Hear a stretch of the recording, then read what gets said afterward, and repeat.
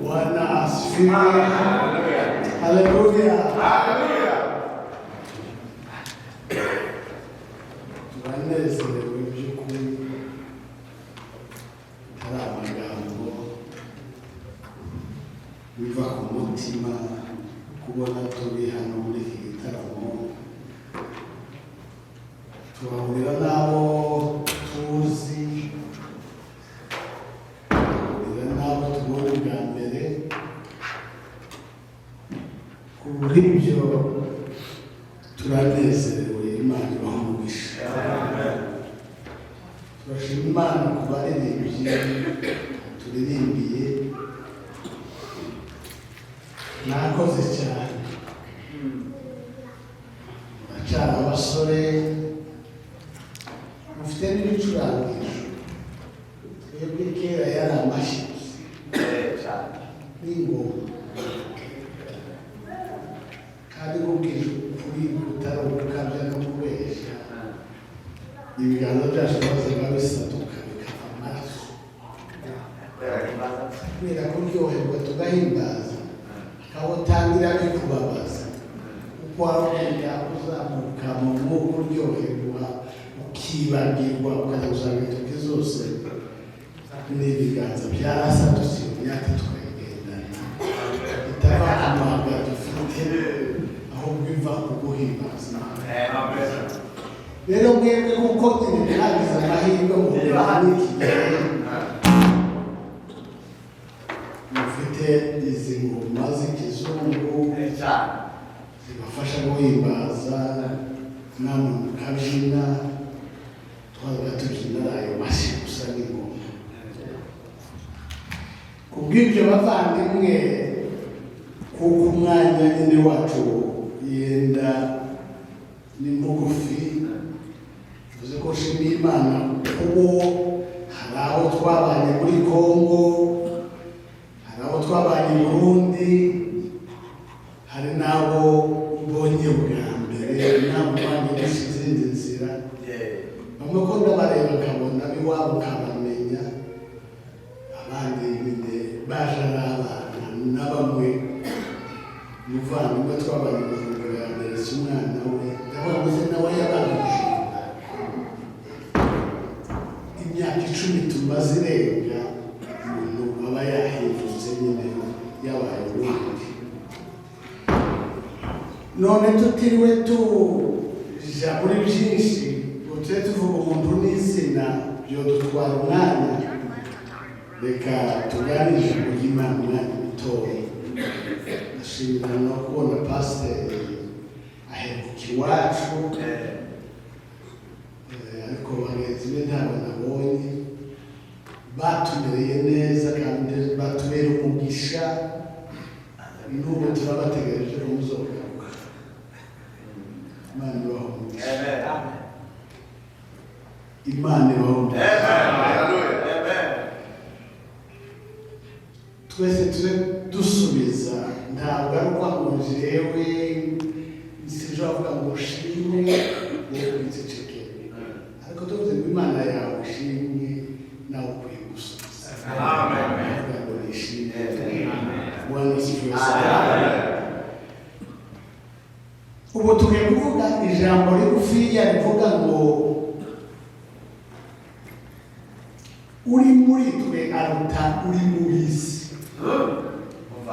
Iyo ryonyine wenda n'Imana yandi muri Yohana wa mbere ibice 4 n'umurongo wa 4, nicyo turi buvugeho muri iri joro. Nari banyira mu ijoro n'iry'abashyitsi baje, yenda jewe ndahari ejo, nibwo yenda tuzotaramana, ariko nyine ni uko byabaye niko bikwiye kuba. Zimwe n'izimwe muri Yohana wa mbere haravuga ngo bana bato muri ab'Imana. Bwana asifiwe sana. Muri ab'Imana kandi babandi mwarabanesheje, kuko uri muri mwe turi mu bisi. Imana ihabwe icyubahiro. Biravuga ngo hariho imbaraga z'uburyo bubiri, imbaraga z'Imana n'iza Satani.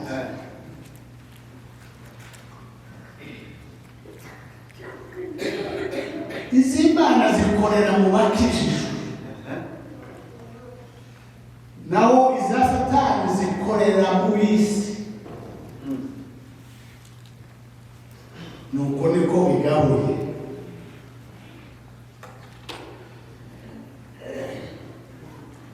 Mu b'isi rero niba ari bose bagendera mu byaha, bagendera mu ngeso, bagendera muri byinshi bitanezeza Imana, nibo bivuga ngo n'ab'isi. Nubwo natwe turi mu isi,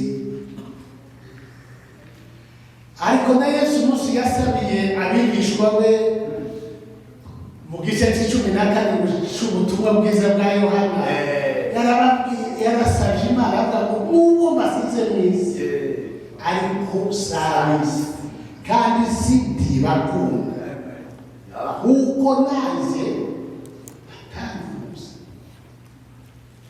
Uwo ni Yesu. Muzi ibyo bamukoreye. Natwe sinatuwaka. Je mubona hano by'ukuri naje kubaramuza, naje kubaramuza, kandi harimo no gushima Imana ku mpagaze hano, ku migambi ya Satani ntibyari gukunda. Jewe ngize imyaka 7 ndi umurwayi urabuse hasi, kumbaye mbabwira ndi mw'impyiko y'undi muntu ikiraka, wogikuramo akanisubiza nyiraco, je ndi hano n'isumba cyava nukuri nemwoperekezaho nurangiriza hose mu bana b'Imana. Ariko kubw'ubushobozi bw'Imana tumaze kuvuga, ndiho n'uwambaye urugingo rumwe, naramushakishije, narambashije, barambwira ngo yaramuze muti tukamuvuga. Ubu simuzi, nashakaga ngo nibura nubwo ndakora ariko tureta impa nzaza kumushimira, ariko ntibyakora.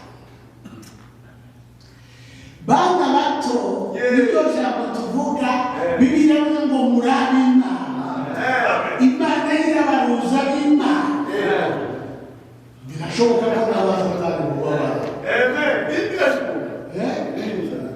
Kuko nabwo mu bwami bayifite abayo, kandi ndetse ubona hano ku isi usanga ariyo yogira n'abenshi. Igira administration kimwe n'ubwami bw'Imana, ifite uko bupanze, ifite n'abayikorera benshi, kimwe n'Imana nayo ifite abayikorera. Tukiri Bujumbura dukora amadosiye yo kuruza, jewe n'abandi kugira ubwoba bw'abasore, uko n'ubu Amerika ngo yenda nibagerayo bazimurangara, nibamara bakurikire nyine ibyo bishuko byo muri Amerika. Avuga ngo twebwe abasaza nta bikitunezeza bene ibyo ngibyo, tumaze kubirenga, ariko tugira impuhwe z'abatoya. Ariko icyo nongera gushima Imana kubona abato, Bwana asifiwe sana, muriho muhimbaza.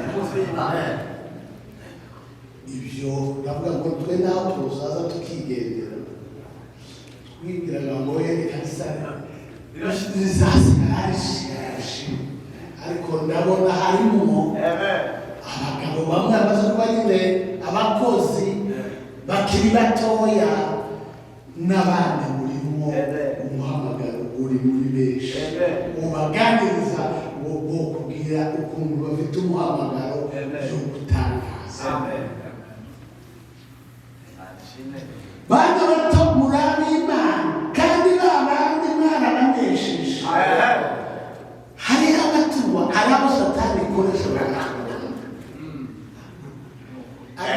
umwana yanga bakristo bwibabwire yagabanya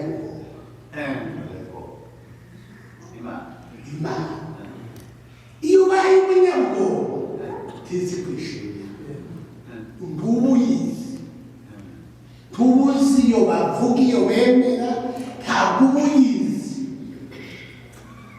ariko ubaye uyizi ni ukuri ko imana ntacyo gutera ubwoba kuko irakomeye ifite imbaraga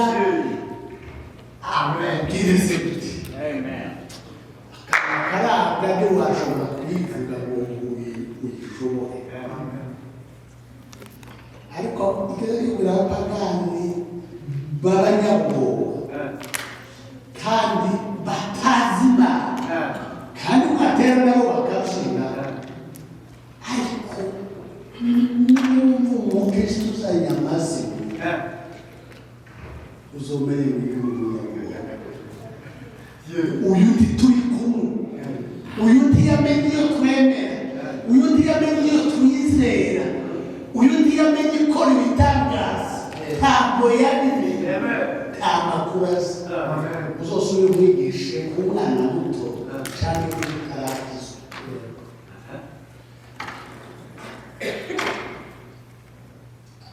ubu aho ntuye naje ndagira igitora ariko ubu nase gutangira muri kwaza